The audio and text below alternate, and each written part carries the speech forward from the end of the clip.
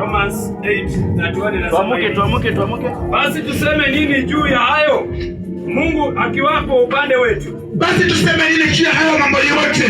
Iwapo Mungu wako juu ya maisha yetu, tutasema nini? Ni nani aliye juu yetu?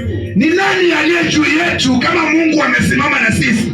Yeye asiyemwachilia mwana wake mwenyewe. Yeye asiyemwachilia mwana wake yeye mwenyewe. Bali alimtoa kwa ajili yetu sisi sote. Alimtoa kwa ajili yetu sisi sote.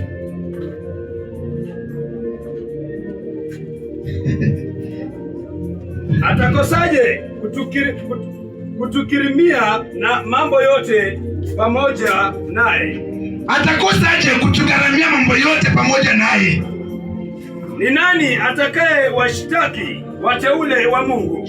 Nani atakaye washtaki wateule wa Mungu? Mungu ndiye mwenye kuhesabia haki. Mungu ni mwenye kuhesabu haki kwa kila mmoja.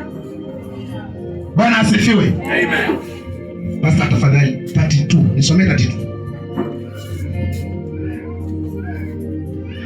Yanapendeza.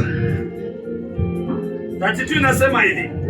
Yeye asiyemwachilia mwana wake mwenyewe. Yeye asiyemwachilia mwana wake mwenyewe. Bali alimtoa kwa ajili yetu sisi sote. Na alimtoa kwa ajili yetu sisi sote. Atakosaje kutukirimia na mambo yote pamoja naye? Atakosaje kugharamika ndani yake pamoja nasi? Haleluya. Yeye aliyeachilia utukufu juu ya maisha yako. Nani atasimama kukupiga wewe? Nani atasimama kupiga vita juu yako ili Mungu ako juu yako? Bwana asifiwe.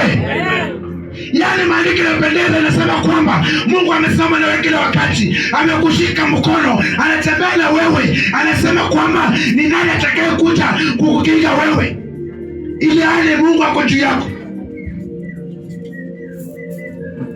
Amen. Amen.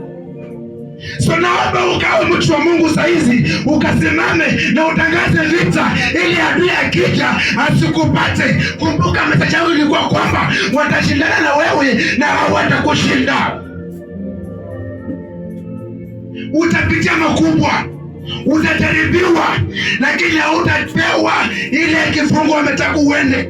Hautaenda jehanamu. Sababu gani? Uko na Mungu ambaye anaweza.